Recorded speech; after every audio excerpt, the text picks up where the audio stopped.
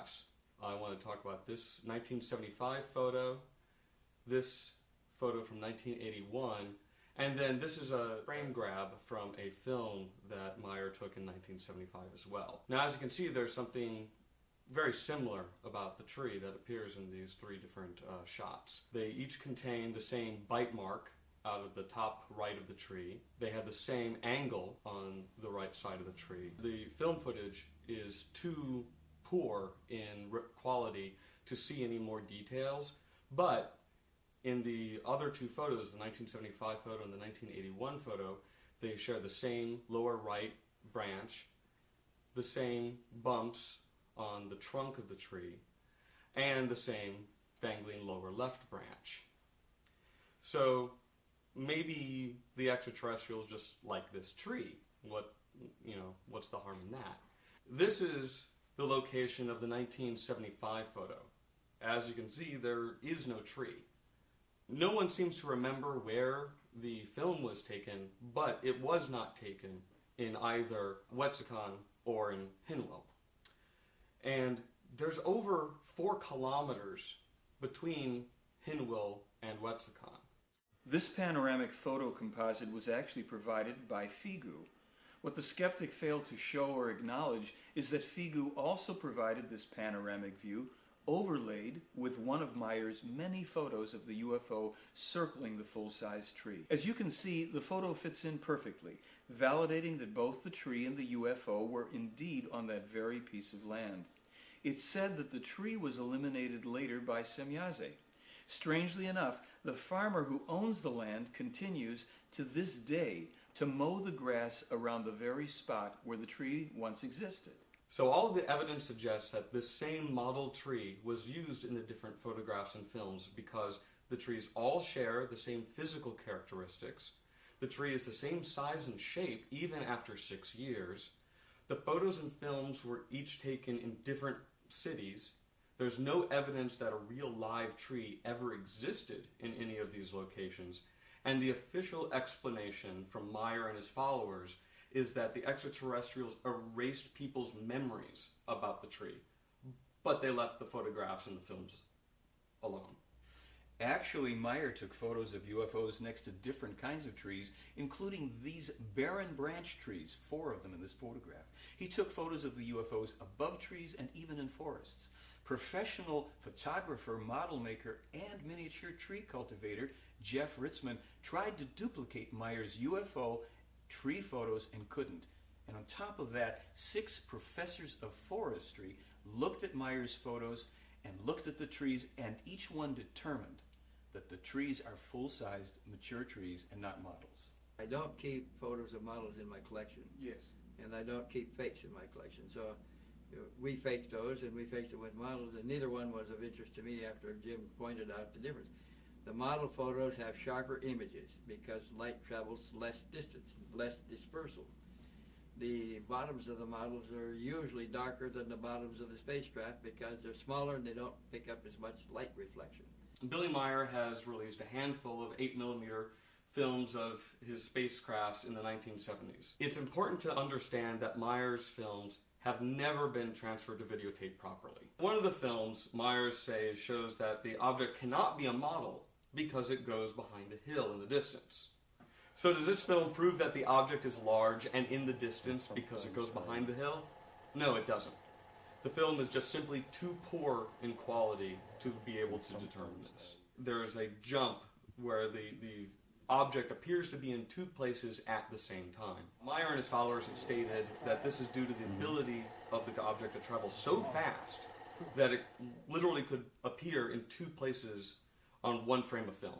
The double image was most likely caused by stopping the camera, then changing the object's position, and then turning the camera back on. Meier and his followers have spent a considerable amount of time discussing the propulsion capabilities of this craft and theorizing on all the properties that it has because the object appeared in 2 places on the same video frame.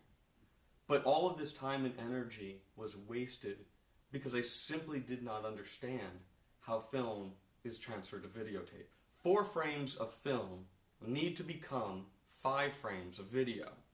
This is done by duplicating some film frames onto two different video fields of the same video frame. This causes some video frames to actually contain two different film frames. This is called interlacing. Using the very same film the skeptic refers to, we can see that the UFO does indeed partially go behind the hill. Since the hill is some distance from the camera, perhaps a quarter mile, it's impossible that the UFO is a small model. And notice that there's a continuous movement to the UFO as it flies back to the starting point in the center of the screen, becoming larger as it does. The film experts from Japan's Nippon TV not only looked at and videotaped the film, they looked at the film itself and indeed found the jump is made in only one frame. No cuts, no stops, and no models. In the original, highly detailed and thorough investigation report, it was absolutely determined by professional film experts from Nippon TV that the UFO appears in two places at once in only one frame of film. This is a photo of the actual segment of film that they examined, so the transfer rate of film to video is irrelevant to the discussion. I personally showed Meier's UFO photos and films to the owners of the company that won the Academy Award for Special Effects. When I asked them if these were models, these photos and films, they said, "No, we know models and those aren't models." I asked, "Can you duplicate Meier's films?" And they said, "If we could, we'd have to go to CGI." And I reminded them that in 1976 and 78, there was no Photoshop, no CGI, no home computers. Billy Meier also has metal samples that he claimed demonstrate signs of extraterrestrial manufacturing. This is that metal. The metal sample contained nearly every element in the periodic table Vogel stated. Each pure element was bonded to each of the others, yet somehow retained its own identity. At 500x magnification, thulium was revealed. At 1600x, there are structures within structures, and at 2500x magnification, the sample was metal, but at the same time, it is crystal. Now this is an image of a diatom. It's a type of phytoplankton at 5000x magnification. Even using magnification far greater than what Marcel Vogel used when he did his examination, it is still impossible to view the elemental or atomic structure of an object using a scanning electron microscope. The resolution of the scanning electron microscope is simply not high enough to image down to that level. In fact, increasing the magnification of any object using any form of microscope will not tell you what the object is made of.